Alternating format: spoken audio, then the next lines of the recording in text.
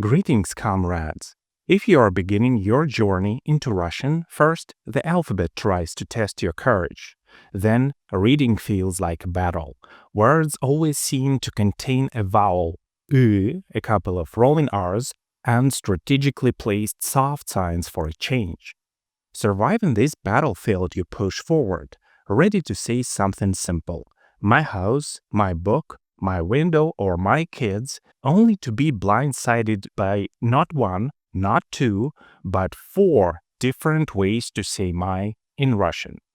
You've probably never given the word my a second thought, but now you do.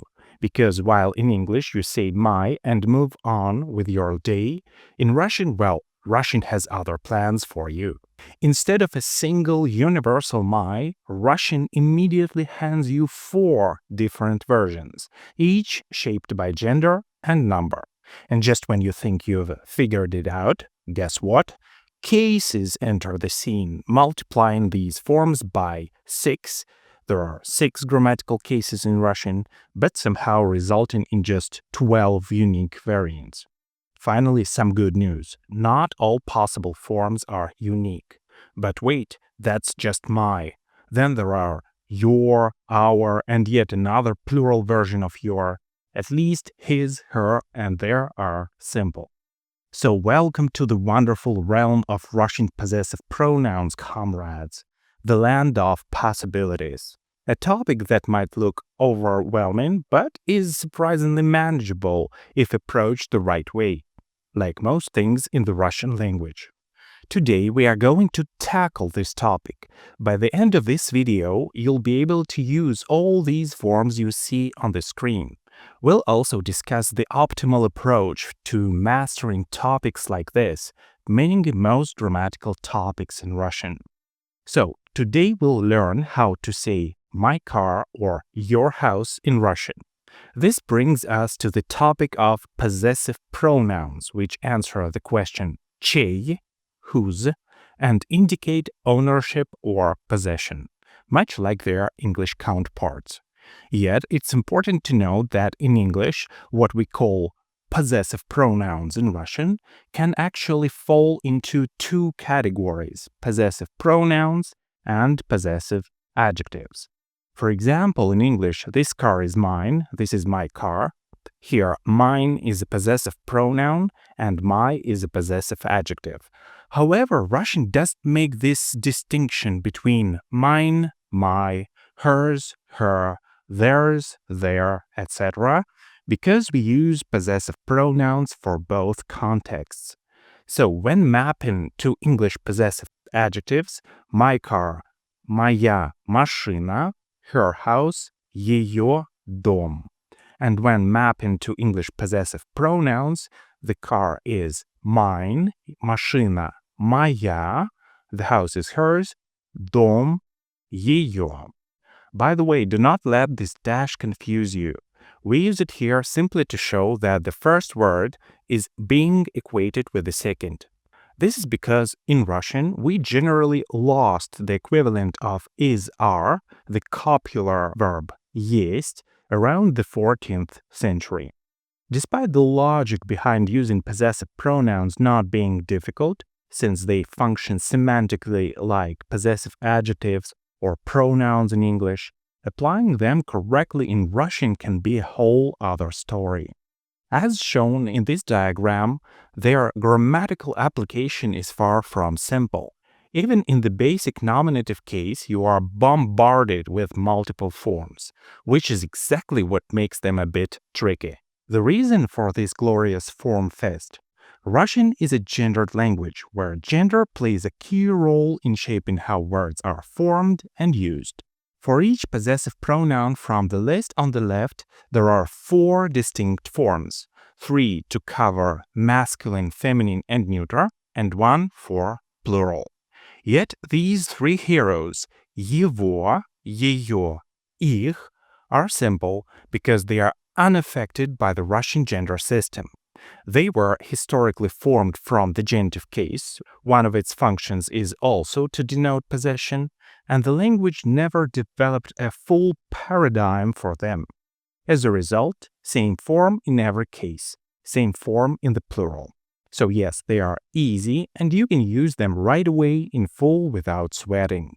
For example, you can say «Это его дом», «Это ее книга», «Это их окно», «Это их дети», without thinking about genders or the plural number.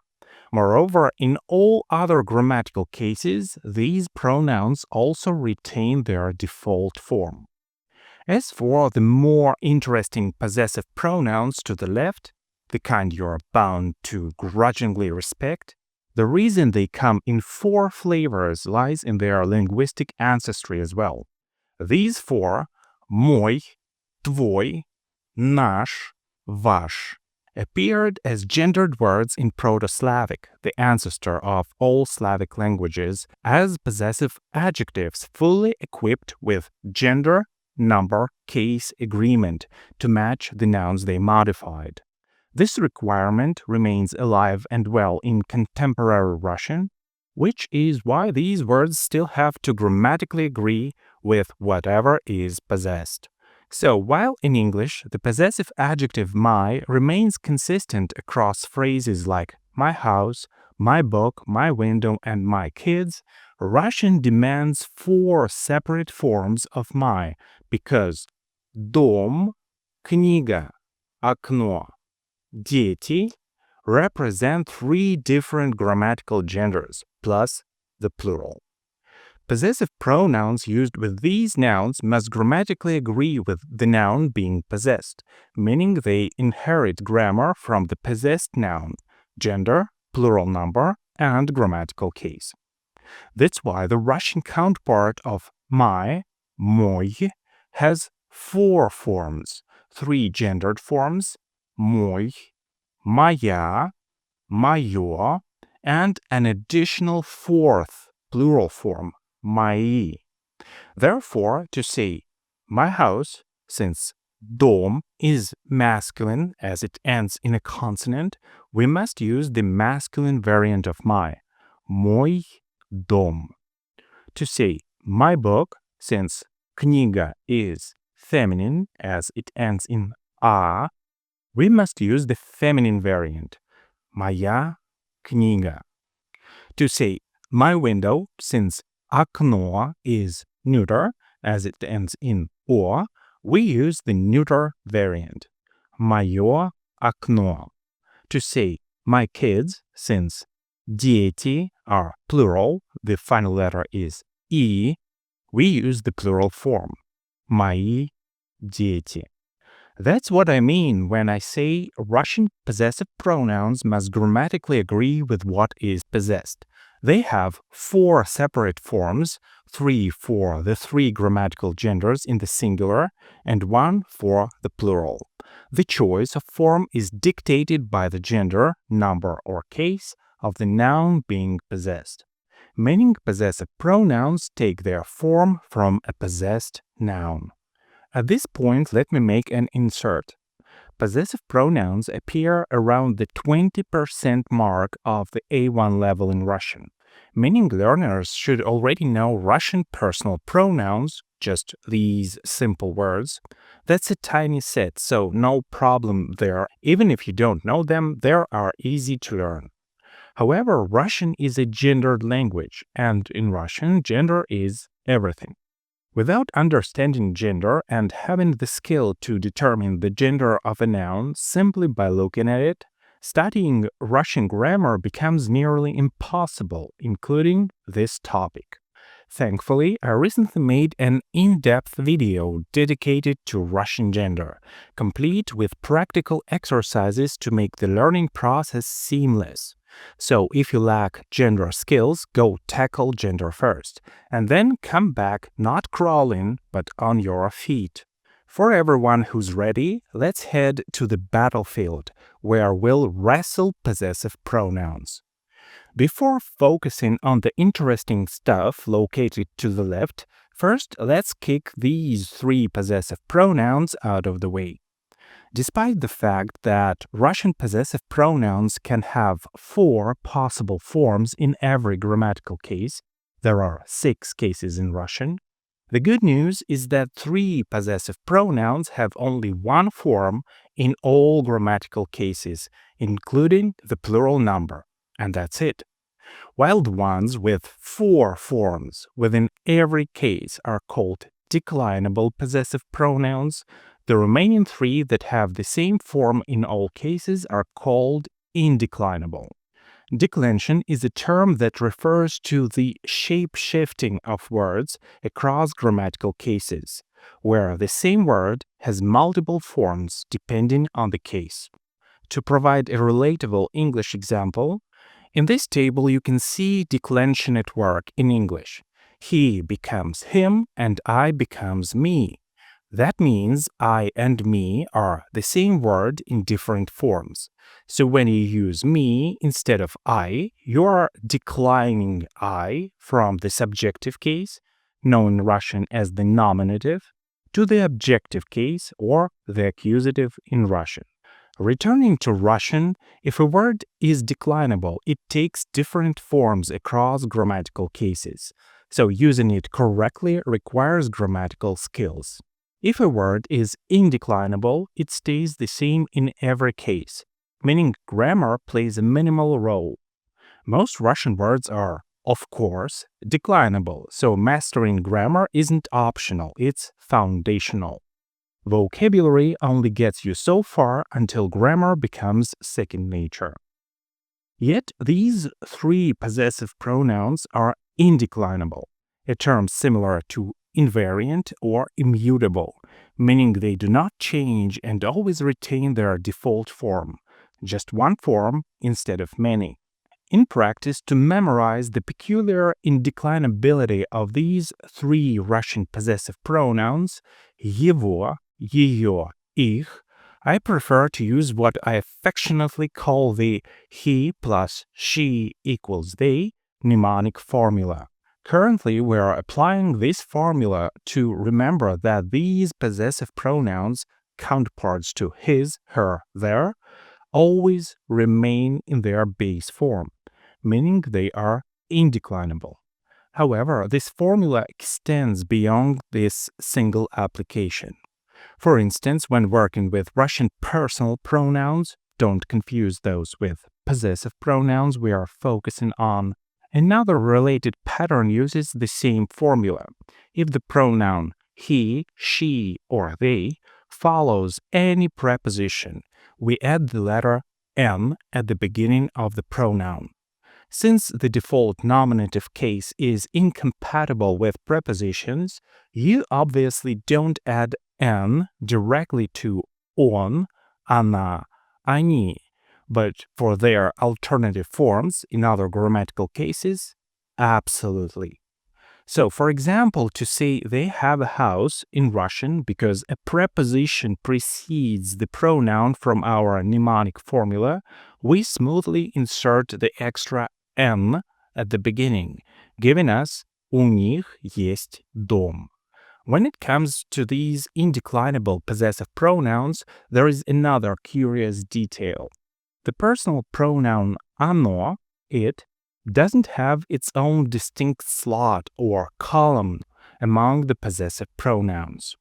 So we can gently tweak our mnemonic formula, he plus she equals they, to he slash it plus she equals they, where the slash isn't just for show. It means that оно, it, isn't represented among possessive pronouns and instead behaves like the masculine pronoun он, using его for possession. For example, to say this is a window, its color is white. In Russian you'd say это окно, его цвет белый, which essentially translates to this is a window, his color is white, because the neuter personal pronoun оно becomes masculine in possessive pronouns, его. So you simply can't say its in Russian the way you would in English. Instead, we use his. The logic behind using his instead of it is quite natural in Russian, as even in personal pronouns, it exists only in the nominative form. In other cases, it also behaves as on, he. So in Russian, you can't directly say, this is a window, I see it.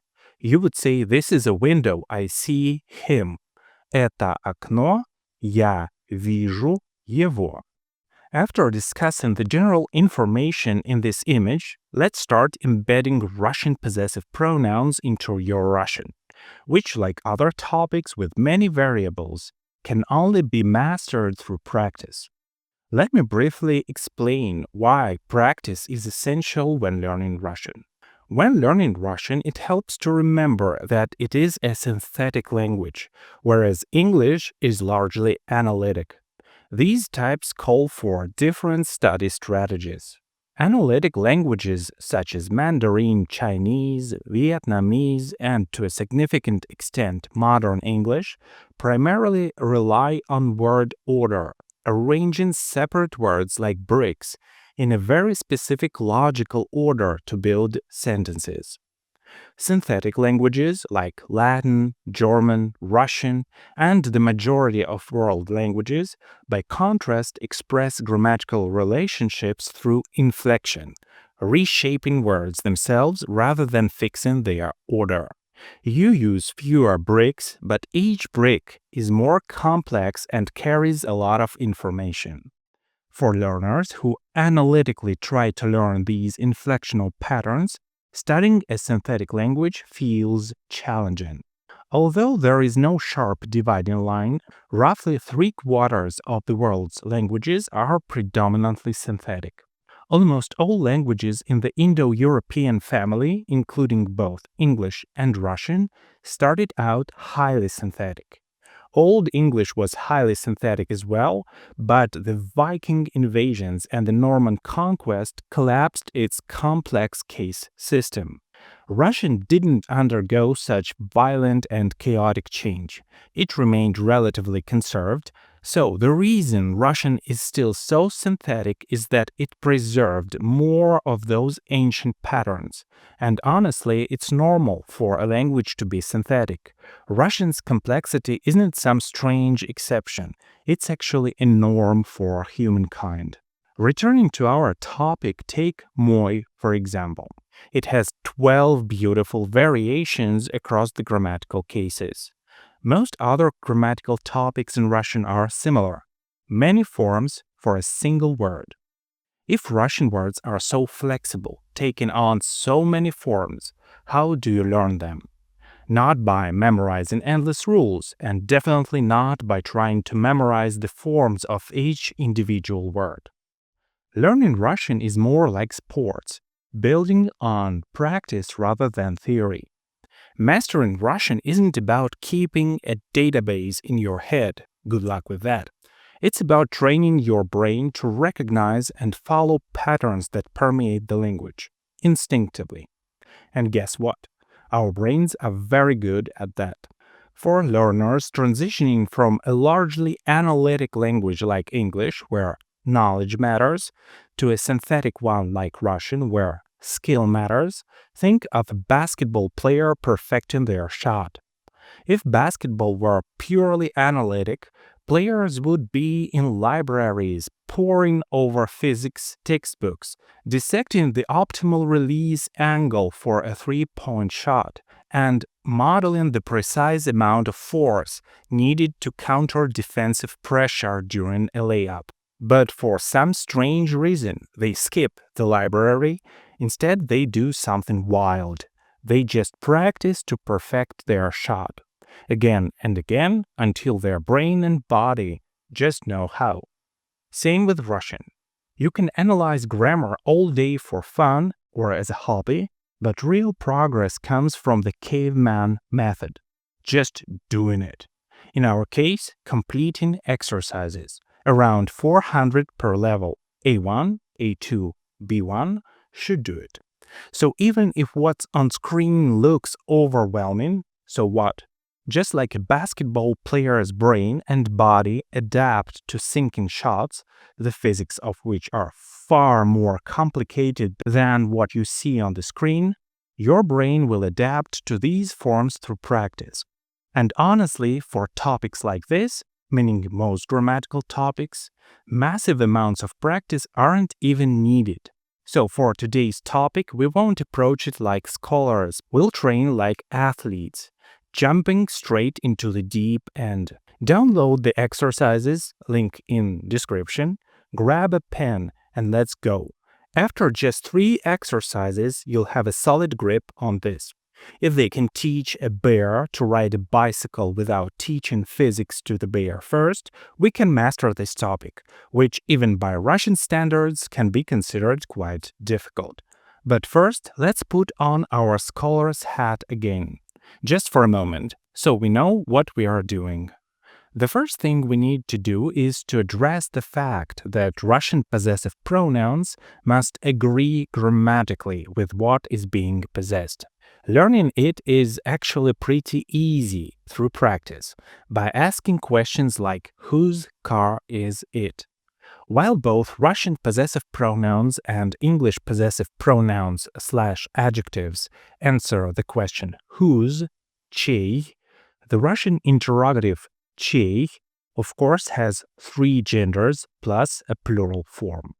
That means to say whose in Russian, we have 4 possible word forms: чей, чья, чье, чьи. So if we want to ask the question whose house is it, in Russian дом is masculine as it ends in a consonant. So you need to use the masculine question and say чей это дом. Similarly, if we ask the question whose book is it, in Russian книга is she as it ends in a, so you need to use the feminine question and say чья это книга. Likewise, if we ask the question whose window is it, in Russian окно is it as it ends in о, so you need to use the neuter question and say чье это окно.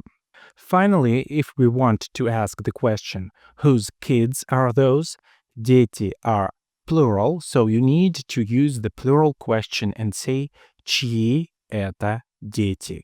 Learning to properly use the question whose with its 4 forms чей, чья, чье, чьи is the essential first step in using Russian possessive pronouns correctly, because it trains you to match the pronoun to what is possessed. And this habit will carry over to other parts of speech, like adjectives, which obey the same agreement rules as the currently studied possessive pronouns.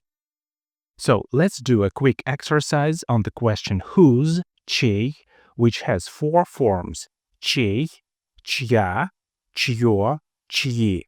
In this exercise, you'll ask questions like whose house is it by choosing the correct Russian form of whose. To do that, look at the noun's last letter to decide its grammatical gender or whether it's plural. Then choose the correct form of whose from the 4 options. For example, in whose country is it? Страна is feminine because it ends in a, so we use the feminine form. Чья это страна? However, in whose taxi is this? The word taxi, despite ending in e, which signals plural, is a common exception to the standard gender rules. It belongs to the category of indeclinable, invariant nouns, which don't follow gender patterns. So we say чье это такси. As for jeans, джинсы, they are plural in Russian as in English. Garments made of 2 joined parts, the 2 legs, are usually referred to in the plural only. In this exercise, your task is to fill in the blanks according to the model at the top. In Russian, there are 4 forms of whose, and you'll choose the correct one each time based on the gender/number of the noun being possessed. Now pause the video, complete the exercise, and I'll see you after.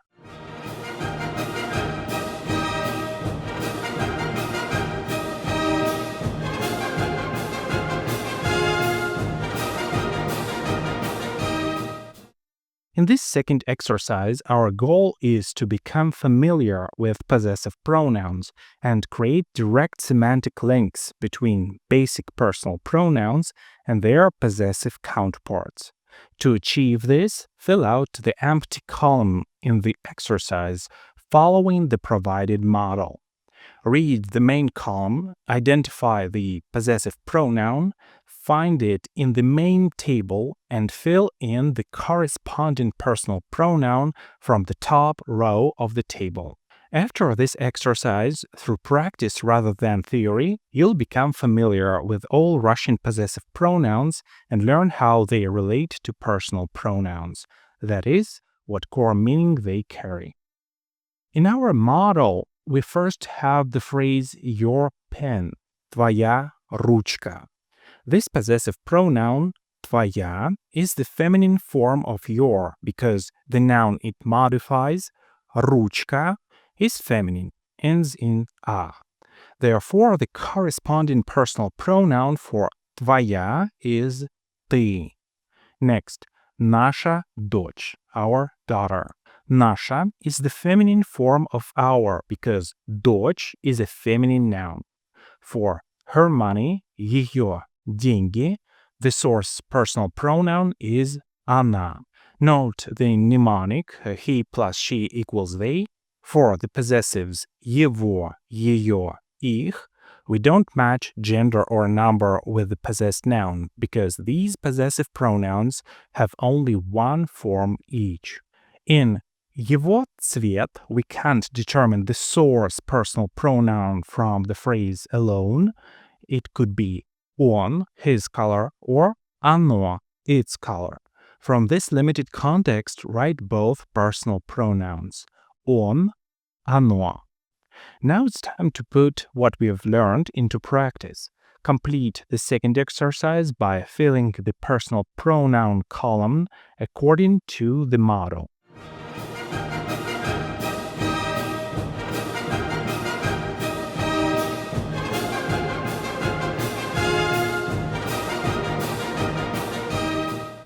Now let's finish the final exercise of our training, which focuses on phrases like our car, your apple, and my name. In other words, we're going to work directly with possessive pronouns. Let's review the model. We have the personal pronoun мы, we, and the noun машина, car. So we need to say the car of we, meaning our car. Yet in Russian there are 4 forms of the possessive pronoun for our. To decide which form we need, first identify the gender of the possessed noun. Since машина, car, ends in a, it is feminine, она. Therefore, at the intersection of the мы column and the feminine gender row, we find the possessive pronoun наша, наша машина. Similarly, for the combination я plus имя, the noun имя is neuter because it ends in мя. As we know from our gender training, nouns ending in the combination мя are irregular neuter nouns. Thus, to say the name of I, meaning my name, we look at the intersection of the я column and the neuter gender row and find the possessive pronoun моё, моё имя. Similarly, when we combine оно, it, with яблоко, its apple, we say его яблоко, regardless of gender, because the possessive pronouns его, ее, их are indeclinable and do not depend on the gender of the possessed noun.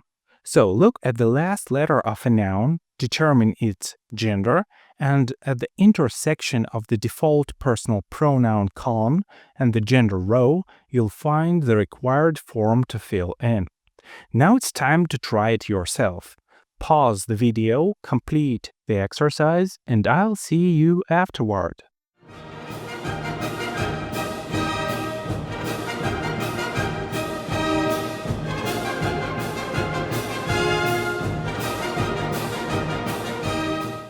So we've completed the topic of possessive pronouns in the nominative case, an A1 level topic that is typically introduced at roughly the 20% mark of A1, a topic that, according to many self-learners, often feels confusing and difficult.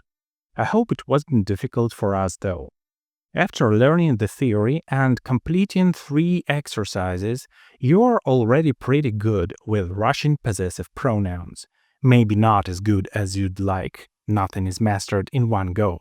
But as you keep studying Russian and get more practice, it won't be long before you use possessive pronouns effortlessly, without a second thought.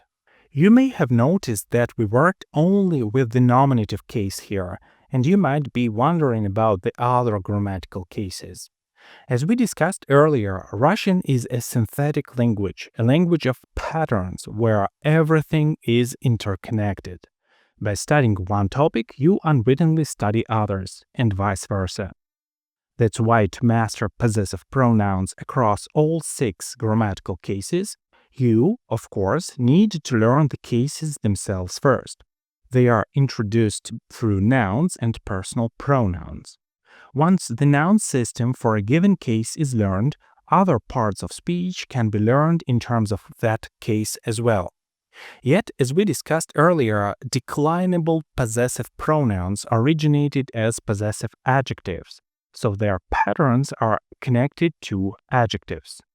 Since adjective cases are studied after noun cases, the topic of possessive pronouns across all grammatical cases is typically placed at the B1 level in most Russian language programs.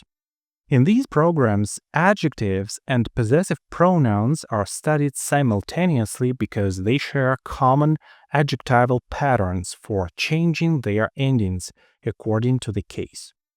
Yet, even when applying A1 rules, we can work with possessive pronouns to some extent.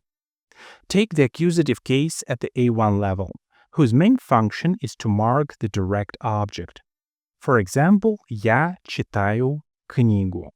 So if you read something, drink something, see someone, study something, ask someone, carry something, do something, or understand something, that something or someone is in the accusative, an object.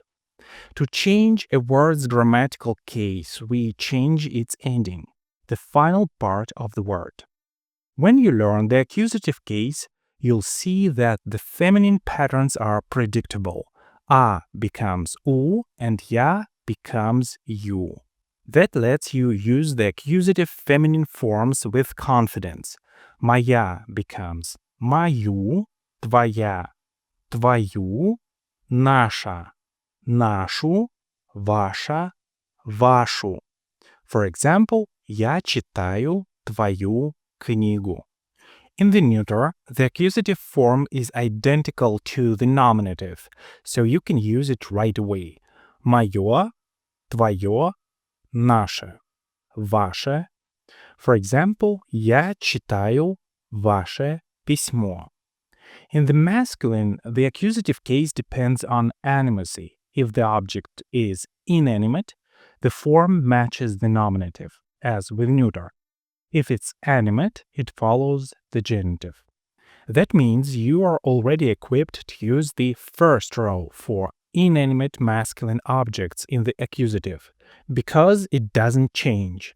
Мой, твой, наш, ваш. For example, я читаю наш журнал. So even at the A1 level, you can use possessive pronouns in the accusative, except for animate masculine, which require the genitive forms, meaning you need to learn the genitive case first.